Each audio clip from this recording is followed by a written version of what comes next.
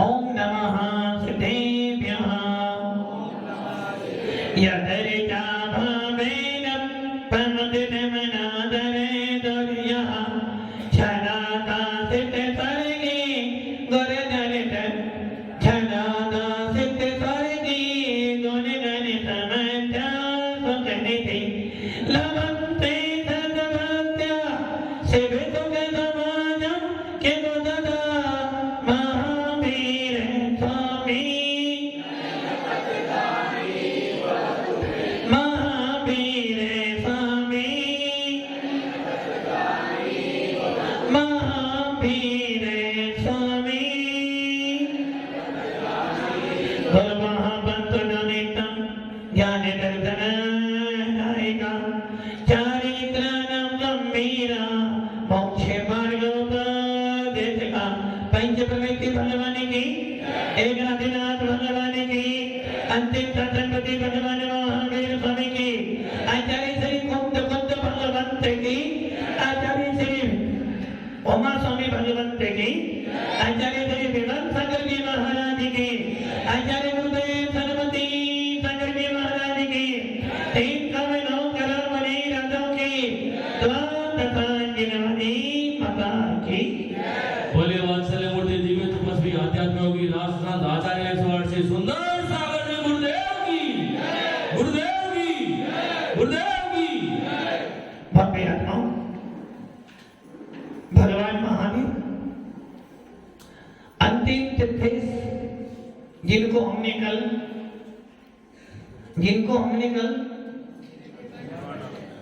मोक्ष में पहुंचा दिया।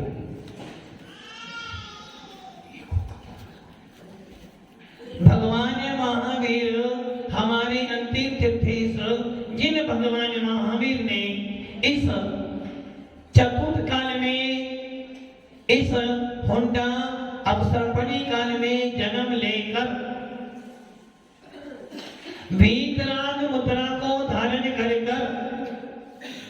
घोर तपस्या कर 12 साल तक घोर तपस्या करने के बाद भगवान महावीर की जीव को केवल ज्ञान की प्राप्ति हुई और जब केवल ज्ञान की प्राप्ति हो गई तो 30 वर्ष तक 29 वर्ष 3 माह और 20 दिन तक भगवान महावीर ने केवल ज्ञान के माध्यम से हम जैसे अज्ञानी जीवों को धर्म का उपदेश दिया। और भव्य आत्माओं जिस समय भगवान महावीर का समोस्तरण विपुलाचल पर्वत पर आया था सबसे पहला उपदेश जिस दिन खिला था उसी दिन से क्या हो गया था वीर शासन जयंती अर्थात आज से भगवान वीर का शासन शुरू होता है। और जिस दिन भगवान महावीर ने निर्वाण की प्राप्ति की उसी दिन से जैनियों का नया साल शुरू हो गया। आज पहला दिन किसका पहला दिन नया साल कब आता है? फर्स्ट जनवरी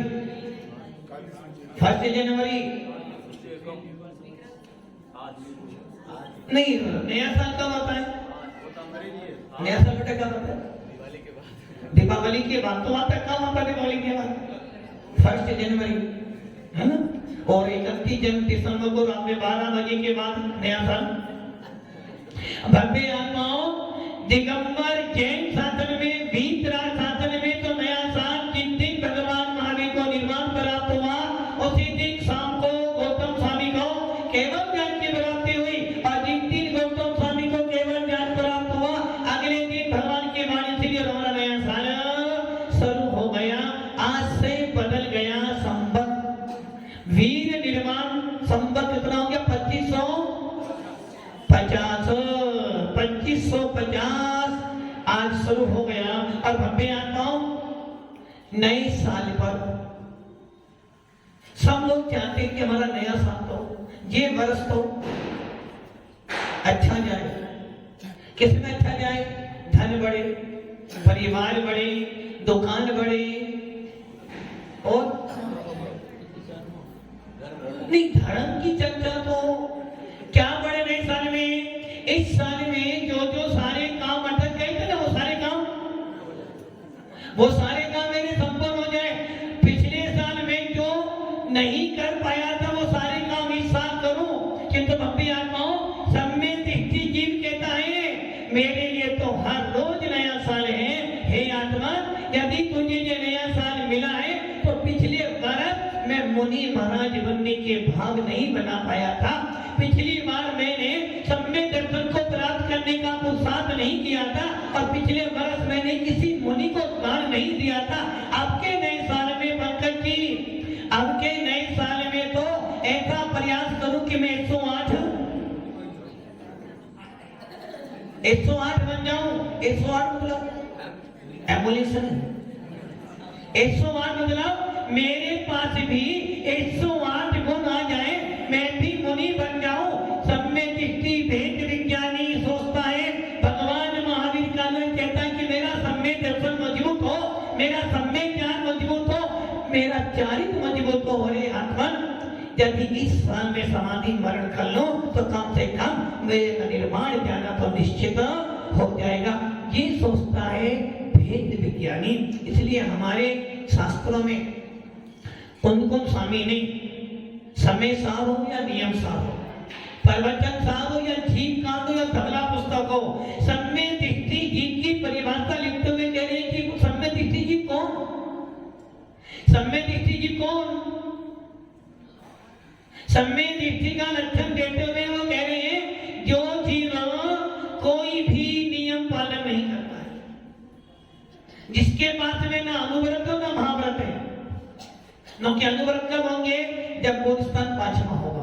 अनुव्रत कब होंगे? जब उसकी आप प्रत्याखान करसाएगा अनुदय होगा। और महाव्रत कब होंगे? जब उसकी प्रत्याखान करसाएगा भी अभाव होगा। अर्थात अनंतानुबंधी का अभाव होने पर क्या प्राप्त होगा? अनंतानुबंधी के अभाव होने पे क्या प्राप्त होगा? क्या प्राप्त होगा? सम्यक दर्शन भेद विज्ञान मोक्ष में जाने की आईटी पूर्व पक्की हो जाएगी। सम्यक दर्शन का प्रकट होना आईटी पूर्व पक्की हो गई। और जिस दिन सम्यक दर्शन प्राप्त हो जाएगा उस दिन कुन के शासन में, भगवान महावीर के शासन में, वितरक शासन में एक देश दिन भी तुमको कहा जाएगा। एक देश जीव कौन? चतुर्गुण स्थानवर्ती जीव को एक देश जीव कहा जाता है। धर्म संग्रह में आचार्य नेमी चंद सिद्धांति देव कह रहे हैं जिसको सम्यक दर्शन प्राप्त हो गया, जिसका गुण स्थान चौथा हो गया, जिसकी अनंतानुबंधी कसाय का अनुदय हो गया, वो एक देश जीव बन गया। अब वो जीव मोक्ष में जाएगा ही जाएगा। अधिक से अधिक अर्थ बुद्धल प्रवर्तन काल में उसको मोक्ष होना ही होना है। और कम से कम एक अंतर मूर्त में ही मोक्ष जा सकता है। और प्रैक्टिकल देखो, प्रैक्टिकल देखो, जब कल भगवान महावीर को निर्वाण की प्राप्ति हुई, पूरे भारत ने नहीं पूरे विश्व ने, और यहाँ तक कि जब भगवान महावीर मोक्ष जा रहे थे उस समय चतुर्काल में, जब चतुर्काल में 3 वर्ष 8 माह 15 दिन, 3 वर्ष 8 माह 15 दिन शेष रह गए। भगवान महावीर मोक्ष में गए तो पूरे देवों ने भगवान का निर्माण महोत्सव बनाया था। और इस समय तीसरे काल में आदिनाथ मोक्ष, जब भी 3 वर्ष 8 माह 15 दिन शेष थे उस समय भी निर्माण महोत्सव बनाया था। भव्य आत्माओं, जब भगवान महावीर मोक्ष में गए सबने आनंद बनाया। और उसी क्षण शाम को इंद्रभूति गौतम स्वामी कौन था? इंद्रभूति गौतम स्वामी कौन था? कौन था? इंद्रभूति गौतम स्वामी जैन नहीं था, ब्राह्मण वंशी था। और कहता था जितने ये देवी देवता आ रहे ना, मेरी प्रभाव मेरी विद्या से आ रहे, मेरी विद्या से। अरे वो महावीर क्या है? वो तो महावीर आएगा, महावीर मेरे प्रभाव से आ रहे हैं। किंतु बब्बे आत्माओं, सोधर मित्र ने ऐसी युक्ति चलाई और उससे पूछ लिया कि हे भगवंत, वो सोधर मित्र उस ब्राह्मण इंद्रभूति के पास गया, बोला भगवान मैंने सुना कोई महावीर आया है, कोई महावीर आया है और सुना है कि वो सबके उत्तर देता है, किंतु भगवान आप जैसा ज्ञानी का महावीर आपके सामने महावीर क्या दिखता है। और आखिर इंद्र ने ऐसा क्यों बोला, क्योंकि वो जानता था इसी व्यक्ति के निमित्त से भगवान महावीर का उपदेश खिलेगा और इस व्यक्ति का कल्याण महावीर के चरणों में ही होगा। उस इंद्रभूति से पूछा था बस कि हे भगवान आप श्रेष्ठ ज्ञानी हो, बस मुझे एक सवाल का उत्तर चाहिए, एक सवाल का उत्तर चाहिए। द्रव्य कितने होते हैं, तत्व कितने होते हैं, पदार्थ कितने होते हैं, अस्थिकाय किसे कहते हैं और आत्मा के अंदर होता क्या है, वो ब्राह्मण इंद्रभूति नहीं बता पाया। और वो कहता है जरूर इस व्यक्ति में तो दम है। और ये ध्यान रखना जैन व्यक्तियों में दम होता है तभी तो जैन शासन का अनुयायी कहलाता है।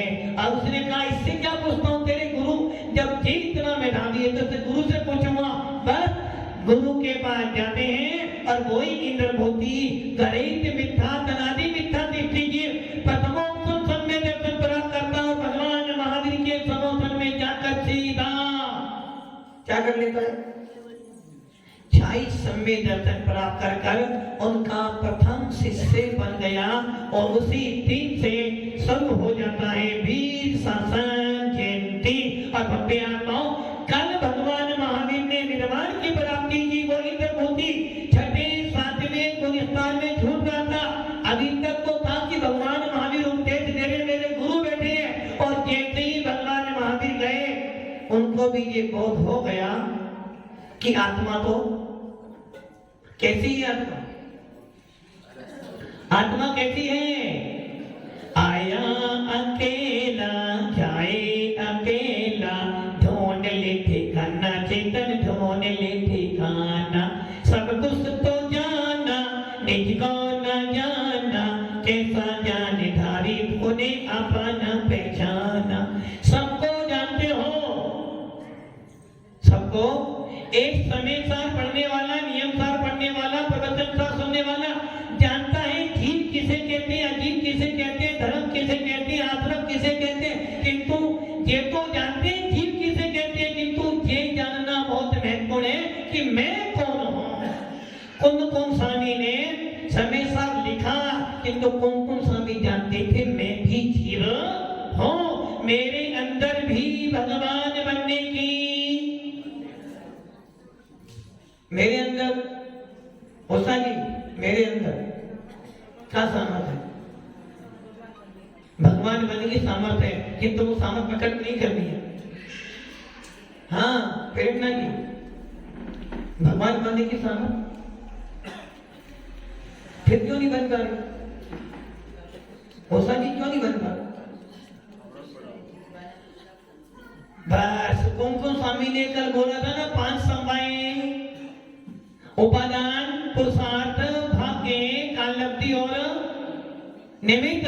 आपके जो पात्रता है, दूध में घी है, उपादान है। यदि दूध में घी ना हो तो दूध में से घी नहीं निकल सकता, किंतु दूध में से घी निकालने का पुरुषार्थ करते हो। धन में से, दुकान में से, दुकान में धन है,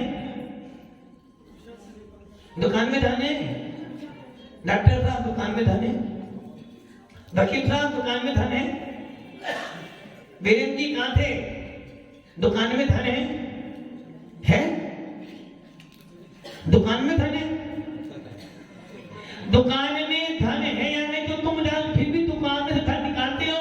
अरे भैया पुद्गल वस्तुओं में से पुद्गल तो निकालते हो, किंतु चेतन की आत्मा में जो भगवान आत्मा बैठा है उसे निकालने का पुरुषार्थ नहीं करते हो। जब ये जानते हो कि आत्मा में भगवान बनने की, पवन जी आत्मा में भगवान बनने की क्षमता है, घी दूध में घी तो है किंतु आत्मा में क्षमता तो है, किंतु महाराज जी पुरुषार्थ करना पड़ेगा। सही है ना भव्य आत्माओं, जब आत्मा में भगवान आत्मा बैठी है, भेद विज्ञानी जीव यही तो चिंतन करता है कि मेरे अंदर क्या है, सम्यक दर्शन मात्र देव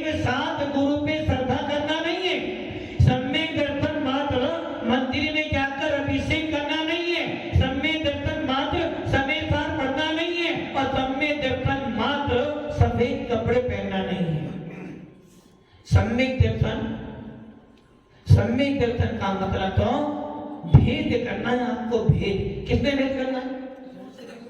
किसमें भेद करना है? आत्मा और आत्मा और आत्मा और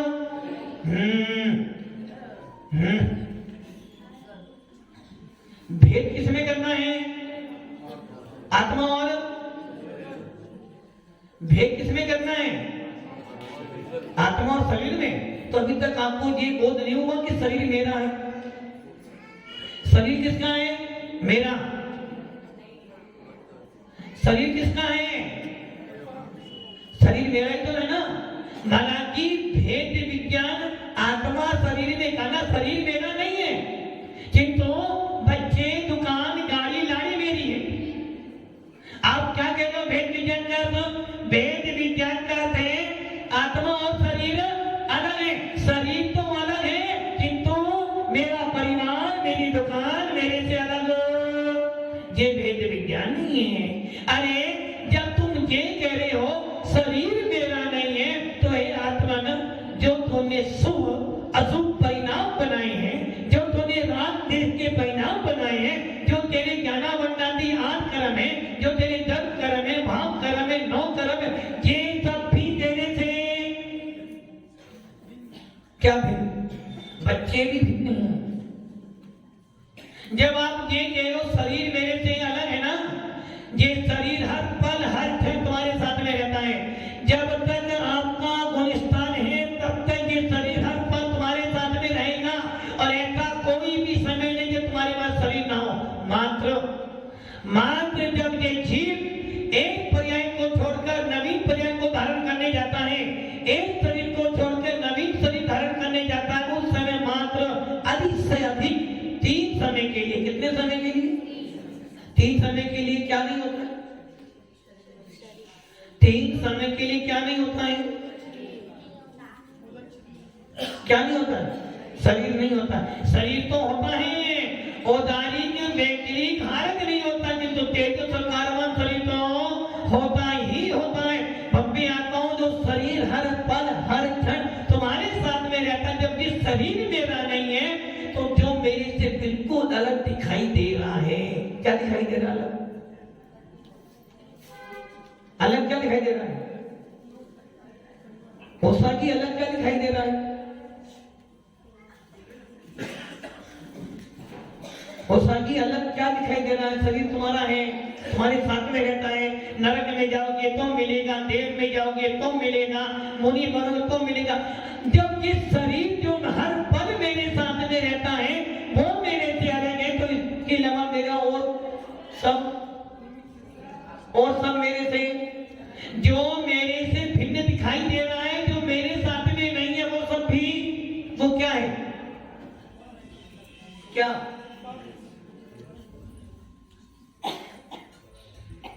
हो गया भेद विज्ञान? मेरे शरीर से भिन्न और क्या है? अरे मेरे शरीर से भिन्न जो जो वस्तु मुझे इन आंखों से दिखाई दे रही है, वो सब की सब मेरे से भिन्न है। हम ये तो कहते हैं कि शरीर और आत्मा भेद करना। अरे भाई, शरीर आत्मा में नहीं, उद्गल और चेतन में भेद विज्ञान करना। जिस परिवार के लिए दिन भर कमाते हो, वो परिवार भी किसका है? किसका है? मेरा है। महाराज जी, ये तो कह सकता हूं, पंच प्रविष्टि मेरे लिए परिवार तो मेरा ही है। मेरे बिना परिवार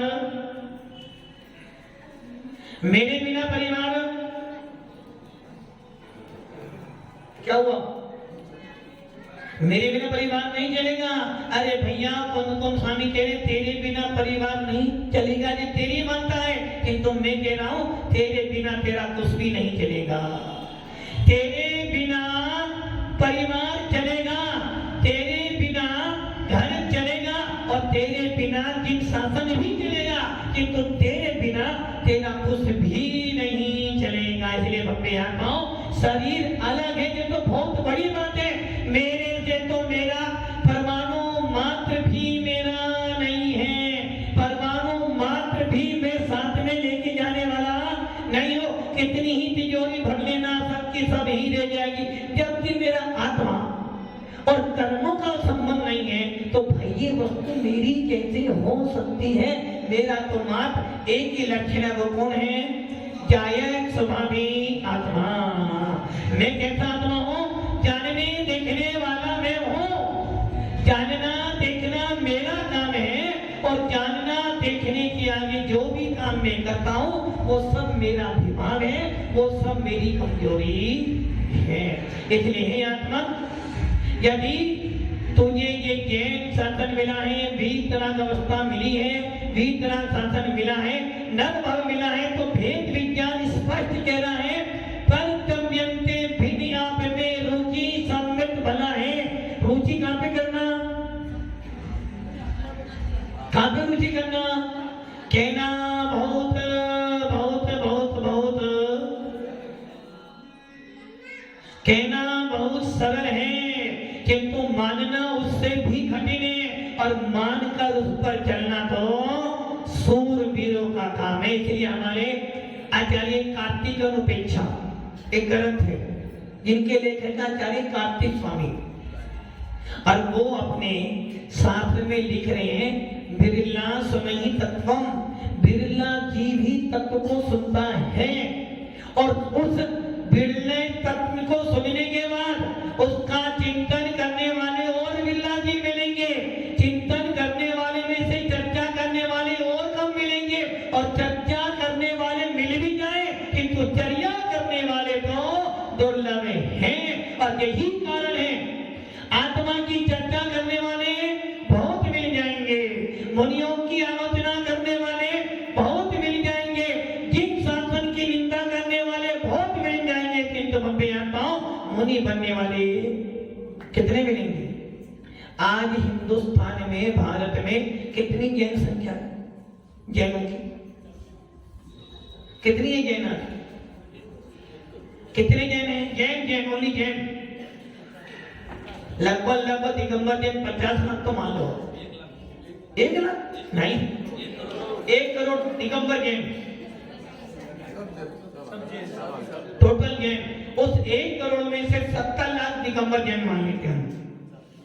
उन 70 लाख में से कितने मुनि हैं आपके पास?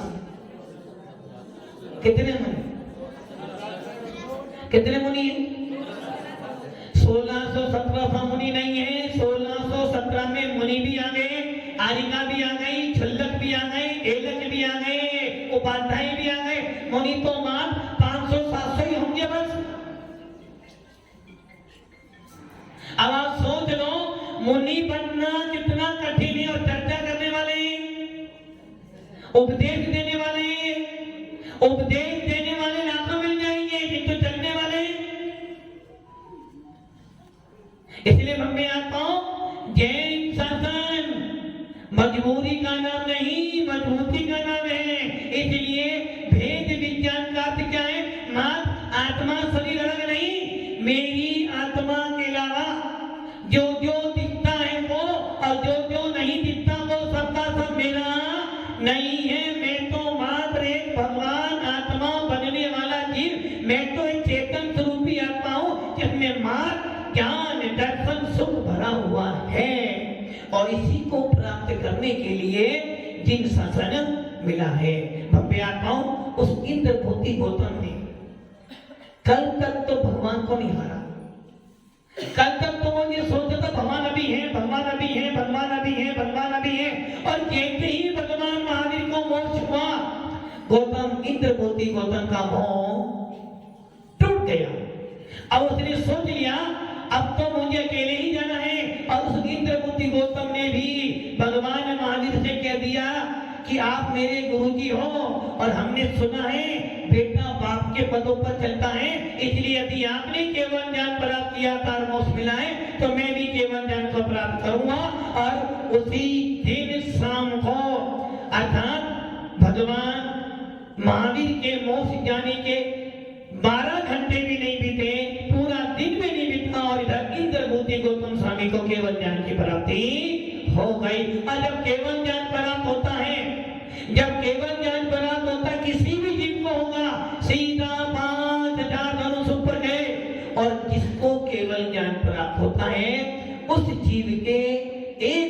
होने पर भी 4 मुख दिखाई देते हैं। 100 योजन तक सुभिक्ष रहता है, उपसर्ग नहीं होता है, कबलाहार नहीं होता है, नख और बाल नहीं बढ़ते हैं, छाया नहीं पड़ती है, आंखों की तिमकार नहीं झपकती और सारी विद्याओं के स्वामी हो जाते हैं और सारे जीवों में परस्पर में मैत्री भाव स्थापित हो जाता है। ऐसे होते हैं हमारे केवली भगवान भव्य आत्माओं जे सारा परवाह ने बीत रात का। और आज आपके बीच में नया साल है, जैनों का नया साल। भव्य आत्माओं, इस साल में आपको क्या करना है? धन संपत्ति परिवार तो हर बार मिलेगा। अब क्या करना है? विशुद्धि बढ़े। क्या बढ़े? आपकी विशुद्धि बढ़े, आपका ज्ञान बढ़े, आपका भेद विज्ञान मजबूत हो, आपकी मुनियों के प्रति श्रद्धा मजबूत हो, आपकी किंग शासन के प्रति श्रद्धा मजबूत हो। और इस साल, पिछले साल पवन जी, पिछले साल मेरे से कुछ लोग नाराज हो गए थे। पवन जी, क्या चिंतन करना? अकेले पवन जी नहीं, जो सुंदर जी चिंतन करो। पिछले साल मेरे से कुछ लोग नाराज हो गए थे और उनकी नाराजता के कारण मेरी आत्मा पर थोड़ा सा द्वेष हो गया था। हो सकता है कुछ पिछले साल में मेरे से कुछ गलतियां हो गई थी। पिछले साल हो सकता है मेरे घर का कोई परिवार का मेंबर मेरे से नाराज हुआ होगा। हो सकता है मेरे क्रोध से, लोभ से, मान से, माया से किसी व्यक्ति का पराभव किया होगा। हो सकता है मैंने अपने पद के अहंकार में, अपने धन के अहंकार में, अपने ज्ञान के अहंकार में, अपने तप के अहंकार में मैंने किसी को कुछ बोला होगा। हो सकता है मेरे परिवार के लोग मुझसे कुछ अपेक्षा रखते होंगे। हो सकता है मेरे माता पिता मेरे से नाराज हुए होंगे। हो सकता है मैंने अपने माता का दिल दुखाया होगा। और हो सकता है कि जिस लड़की को मैं लेकर आया, जिसे मेरे को लोग धर्म पत्नी के नाम से बुला, हो सकता है पिछले साल मैंने उसको कुछ कष्ट दिया होगा। हो सकता है जो बच्चे मुझे पापा बोलते हैं, दादा बोलते हैं और जो मेरे को बड़ा भाई मानते हैं, हो सकता है मैंने धन के लोग में, पद के लोगों का दिल दुखाया होगा। तो उस साल की सारी कमी में आज पूरी कर लो। कम से कम आज उनके पास जाकर, कम से कम नए साल का पहला दिन, और हर व्यक्ति चाहता है कि मेरा नया साल का पहला दिन अच्छा गया तो साल भर। और यदि स्टूडेंट जो पेपर देने जाता है उससे पूछ लो, बेटा तेरा सी का पेपर आ रहा है, पहला पेपर आज ही है, और पहला पेपर खराब हो जाए तो, पहला पेपर खराब हो जाए तो, भले सारे पेपर टूट जाए किंतु पहला पेपर खराब गया तो अब तो फर्स्ट तो पास तो होने वाला। और यदि आपने धन कमाया और घर वाले रुष्ट रहे तो क्या फायदा हुआ? इसलिए हो सकता है मैंने किसी का दिल दुखाया होगा, और ऐसा तो नहीं हो सकता कि मैंने दिल ना दुखाया हो। या ऐसा भी हो सकता है कि घर के लोग ये चिंतन करें, जिस बाप ने, जिस दादा ने इस घर को 50-100 साल तक निभाया है, हमारे कारण उनका मन दुखित हुआ। हो सकता है बच्चों का मन हमारे कारण दुखित हुआ। तो क्या करना है? साल का पहला दिन, हो सकता है मैंने किसी देवता गुरु की निंदा की हो सकता है मैंने भगवान का विनय किया, हो सकता है दुखों के दिन में मैंने भगवान को भूल गया हो सकता है कष्ट जब आए तो मैंने किसी मुनिराज की निंदा कर दी होगी। हो सकता है मेरे से जिनवानी का अपमान हुआ हो सकता है मेरे शरीर के कारण मैंने किसी अनाद्य पुरुष की विराधना की हो। तो हे भगवान, आज घर जाकर, कहां पर जाकर, राजू जी, कहां जाकर क्षमा किससे मांगेगी? अपने आप से। सबसे पहले तो अपने आप से क्षमा मांग के, हे आत्मन, तूने साल भर आलू खिलाया, तूने साल भर इसको प्याज खिलाया, लहसुन खिलाया, भक्त अवश्य खिलाया, रात में खिलाया, दिन में खिलाया, बाजार में खिलाया, ना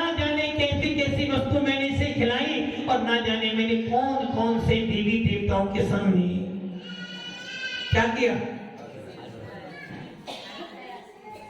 कोठारी जी क्या किया? ना जाने मैंने कौन कौन से देवों को मान मान कर पूजा, ना जाने मैं कौन कौन से मंदिरों में भी गया, किंतु मेरे को एक बार भी याद नहीं आई क्या? अरहंत शरणं गच्छामि, साधु शरणं गच्छामि। मैंने अपनी इस आत्मा को, जो आत्मा मेरी जैन शासन में जिस आत्मा ने बचपन से नमोकार मंत्र सुना, उस आत्मा को मैंने रात में भी खिलाया, दिन में भी खिलाया।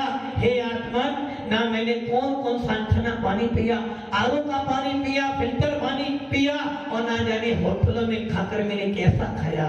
कभी शादी में गया तो रात में भी खाया, और कभी कहीं और गया तो ये शाकाहारी है मांसाहारी, इसका मुझे पता नहीं चला। इसलिए आत्मा, सबसे पहले अपनी आत्मा से माफी मांगता, और इसके बाद में जिन जिन जीवों को मैंने दुख दिया, मेरे परिवार के हो, मेरी समाज के हो, या मेरे घर के हो, यदि कोई मेरा शत्रु भी था, उसके प्रति भी क्या भावना बना?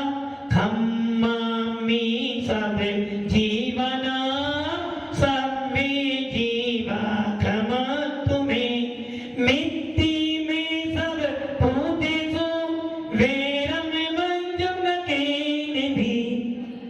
अभी ऐसी भावना भाते हो तो आपका नया साल का पहला दिन,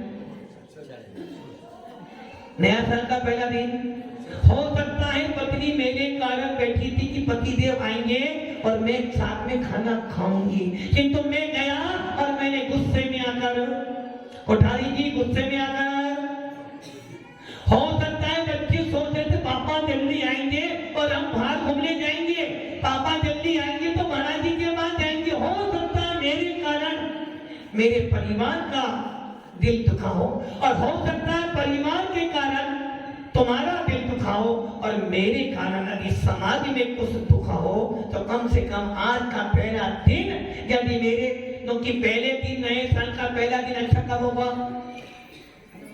कब अच्छा होगा? रहे सदा सत्संगे मुनि का, ध्यान मुनि का नित्य रहे। यदि आज साल के पहले दिन किसी दिगंबर मुनि का आशीर्वाद मिल जाए, और साल के पहले दिन यदि सब मेरे से प्रेम से बोले, तो समझना आपकी लाइफ सुपर। इसलिए आज साल का पहला दिन, और दिन साल भर अच्छा कब बीतेगा?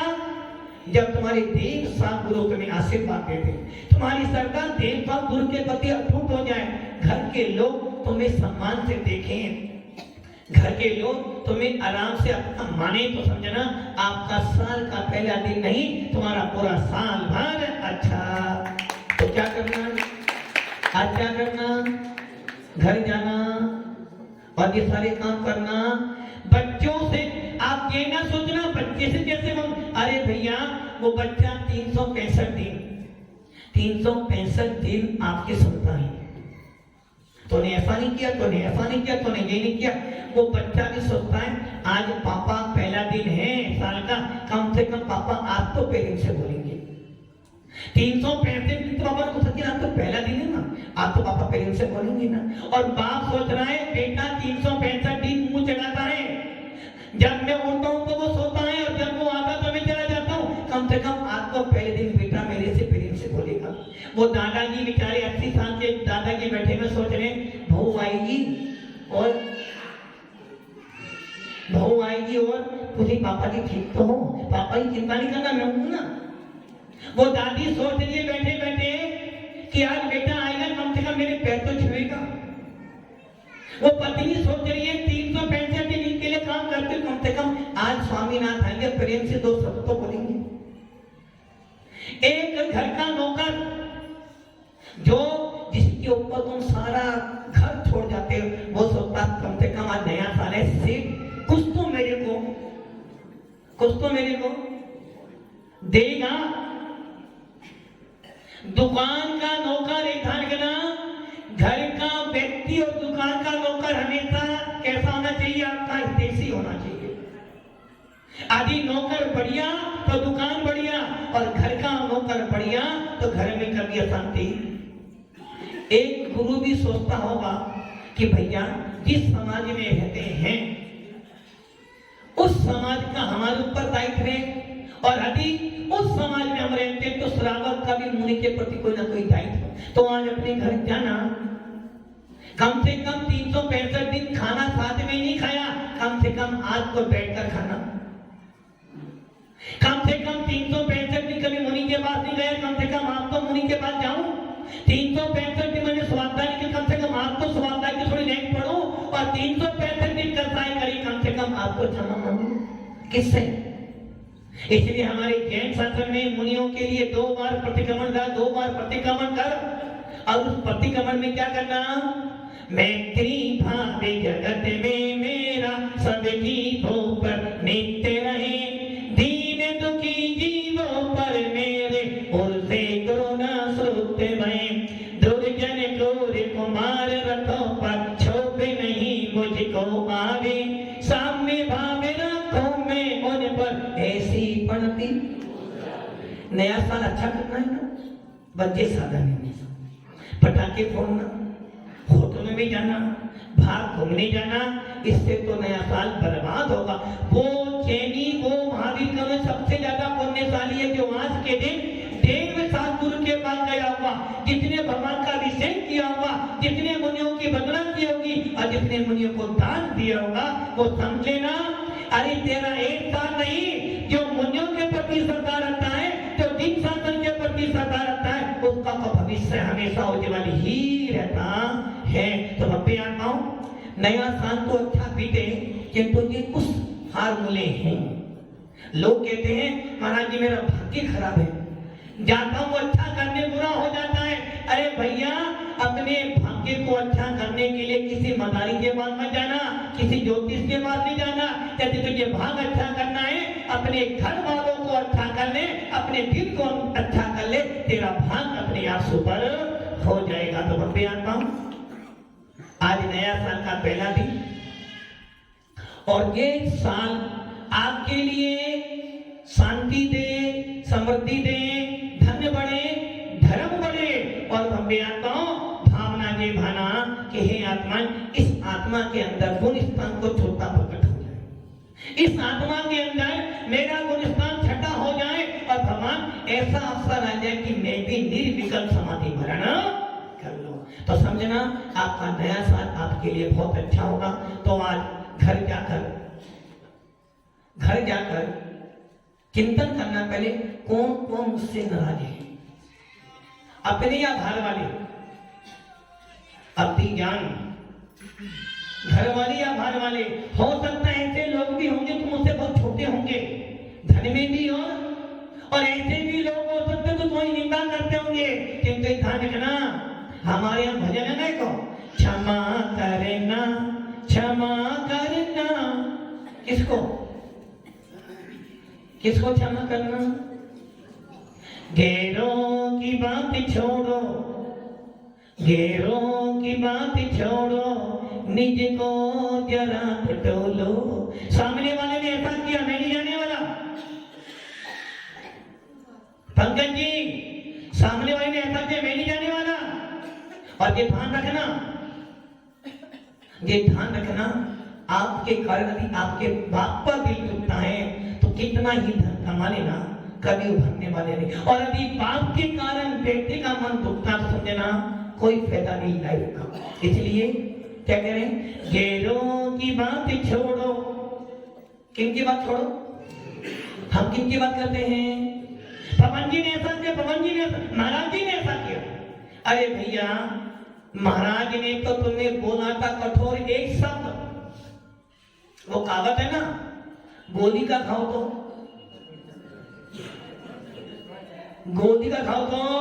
भर सकता है, किंतु गोदी का खाओ। किंतु बंबे आत्मा मुनि राज ने तो 2 शब्द बोले थे, और जाके क्या कर लिया? खम्मामी सब। और तुमने क्या करा? 2 शब्द सुनकर 2 साकर फूट फूट के रो रहे हो। तो क्या करना? इसलिए हमारे यहाँ वाणी ऐसी बोलिए मन का आपा खोए। वाणी ऐसी बोलिए मन का आपा खोए, और सुनने वाला 100 वर्ष का फूट फूट कर करते यही हो। इसलिए भव्य आत्माओं क्या करना, गैरों की बात छोड़ो। सामने वाला क्या करता है वो जाने, किंतु मुझे अपना नया सारा महाराज जी जब से ये सामने दुकान आई है मेरा सारा व्यापार, महाराज जी जब से ये लड़का मेरे रूम में आए ना मेरी पढ़ाई पूरी। अरे भाई दोस्त सामने वाले को ना दे, अपने भावों को दोष दे। और इसलिए हमारे जैन शासन में कहा है, सामने वाला कितना ही बैरी हो, कर भला होगा भला। यदि तेरा मन अच्छा है तो तेरा तो भगवान भी बाल बाका। तो क्या करना, गैरों की बात छोड़ो। उषा जी क्या करना है, गैरों की बात छोड़ो, निज को जरा टटोलो, लेकर क्षमा का साबुन इस आत्मा को धोलो। तो भव्यात्माओं सबका नया साल मंगल में हो, इसलिए जो आज सुना है अमल करो तो मंगल ही मंगल होगा। जैसे कि मंगल ही बारे ओम नमः